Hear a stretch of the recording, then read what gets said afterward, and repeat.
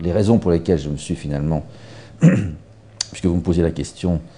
intéressé spécifiquement à la question du travail, c'est très lié quand même aux événements de mai 68.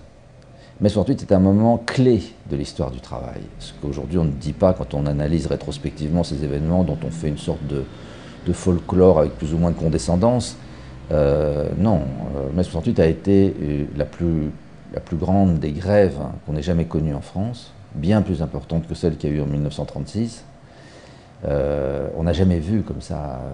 une grève aussi importante. Et quelles étaient les questions qui étaient soulevées par ces grèves, ou qui étaient, je pourrais dire, qui portaient en quelque sorte ce mouvement collectif? C'était précisément une discussion sur le travail. Et la question centrale, me semble-t-il, peut-être que je me trompe, mais je crois quand même que c'était, en tout cas c'était certainement présent, voilà, c'est peut-être pas le thème principal, mais quand même la question de l'aliénation par les nouvelles formes de travail, ce qui était à l'époque les nouvelles formes de travail, notamment par tout le taylorisme et les avatars du taylorisme à travers le fordisme, le travail répétitif sous contrainte de temps, la pénétration de ces nouvelles formes d'organisation du travail, jusque dans des espaces qui en étaient complètement indemnes, comme les activités de service, le tri postal, enfin on a la banque, toutes ces activités-là, qui étaient des activités de bureau, étaient jusque-là complètement à l'abri de la taylorisation. Et on a taylorisé tout ça. Et c'est dans ce contexte-là que on pourrait dire le monde ouvrier, qui était le plus atteint par la déqualification, par le travail répétitif, le travail sans signification, le travail ennuyeux, le travail destructeur pour le psychisme, c'est porté par ce mouvement d'ensemble qui, à un moment donné, quand même, rassemble toute la société, jette comme ça en pâture la question quand même du sens du travail. Jusque-là, on peut dire que jusqu'à mai 68, l'idée était que certes le travail était pénible et pouvait être redoutable et d'une certaine façon déshumanisant, mais il y avait une contrepartie importante qui était la promesse que les effets en retour de ce travail pénible, c'était l'augmentation considérable et de la production et de la consommation, donc l'augmentation générale du confort. On arrivait à un peu, en tout cas cette analyse n'est pas que de moi, elle est aussi celle d'Hannah Arendt, je pense, parce que ce mouvement n'était pas qu'un mouvement français, c'était aussi un mouvement qui a traversé le monde. Elle dit en particulier que c'est au fond le moment où est remise en cause la conviction, sinon l'espoir, la conviction que l'augmentation de la production, l'augmentation des richesses et l'augmentation du confort, ça suffirait à apporter le bonheur à l'humanité. Pas du tout. Pas du tout, c'est pas du tout ce qui s'est passé. Effectivement, le niveau de vie avait beaucoup monté, effectivement, la production avait beaucoup monté, effectivement, le confort et la consommation avaient beaucoup monté. Et là, on arrivait à un pic où on se rendait compte que ce n'était pas ça que les gens attendaient et qu'il y avait une sorte de déception, quoi. Une énorme déception, c'est-à-dire que finalement, certes on consommait plus, mais la destruction des êtres humains à l'occasion du travail était insupportable. Et ça a ébranlé quand même effectivement les pouvoirs, y compris le pouvoir en France. Le patronat et l'État ont eu extrêmement peur de cette grève à juste titre et se sont engagés à partir de là dans un très vaste mouvement de réflexion sur des formes alternatives d'organisation du travail qui pourraient prendre le relais du taylorisme parce qu'ils ont cru que c'était la fin de la société et que s'ils ne trouvaient pas des solutions, on allait de grève en grève avoir une mise en panne du système capitaliste. D'où des investissements énormes qui ont été faits en France dans la recherche sur l'enrichissement des tâches, l'élargissement des tâches, la recomposition des tâches industrielles, les groupes semi-autonomes. Et il y a eu des crédits énormes débloqués par les entreprises et par l'État, chez Renault, etc. On a eu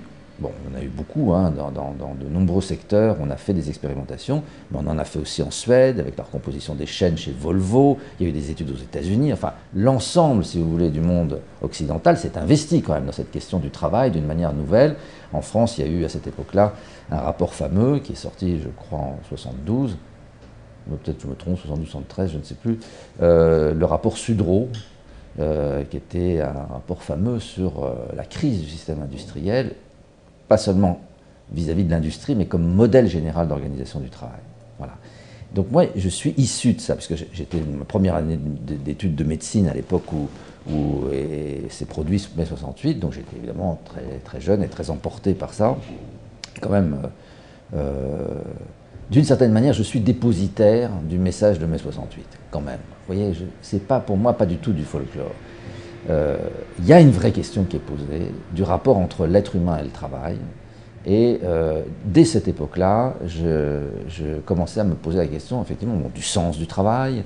et surtout de ce rapport entre le travail et la construction de soi, la construction de l'identité. Et puis depuis, le thème s'est beaucoup plus étendu que ça, parce que j'ai découvert en fait ce dont j'avais évidemment une intuition relativement vague, si vous voulez, de l'importance du travail dans la vie psychique individuelle, et depuis aussi de l'importance du travail pour comprendre la distribution, la redistribution, les remaniements des rapports des êtres humains, c'est-à-dire entre hommes et femmes, c'est-à-dire en quoi le genre, ce qu'on appelle le genre aujourd'hui, est complètement structuré par le rapport au travail, et que la domination de genre est incompréhensible si on en retire l'enjeu majeur qui est de dominer le travail. Et dans la vague de ce que je vous ai décrit de l'après 68 et de la volonté de favoriser les recherches sur le travail, ont été montées des actions portées par le gouvernement, et en particulier par, à l'époque, ça s'appelait la Délégation Générale à la Recherche Scientifique et Technique, la DGRST, et des systèmes de bourses ont été mis en place pour former de nouveaux chercheurs sur ce qu'on appelait à l'époque l'amélioration des conditions de travail. Il se trouve que le Conservatoire national des arts et des métiers a été un des lieux pivots de la gestion de ces bourses pour former les nouveaux chercheurs. Et donc j'ai bénéficié d'une de ces bourses. Donc en 73, en 74. En 74, j'ai été boursier, c'était le tout début, la première vague. Et donc, on était obligé par le contrat, si on l'acceptait, à la fois de faire un projet de recherche qui parte de la discipline dans laquelle nous étions, voilà, la première formation première, mais avec l'obligation, pendant le temps de la bourse, d'apprendre une autre discipline que la sienne. C'est comme ça que je suis venu au conservatoire, ici, moi j'étais plutôt à la faculté de médecine bien sûr, je travaillais en plus sur la biologie, sur les rapports entre le corps et le corps, le psychisme et la biologie, donc j'étais plutôt sur des questions psychosomatiques, et j'ai accepté, si vous voulez, le principe de venir travailler en ergonomie ici. Donc j'ai fait, d'une part, j'ai appris la médecine du travail, je suis devenu médecin du travail, et à la deuxième année de ma bourse, je suis venu ici au conservatoire dans un laboratoire d'ergonomie pour apprendre la façon dont cette discipline relativement récente qui était l'ergonomie envisageait la question du travail. En fait, et c'est là que c'est né, d'un débat fondamental entre ceux qui venaient par la psychiatrie, la psychanalyse, et donc une certaine interrogation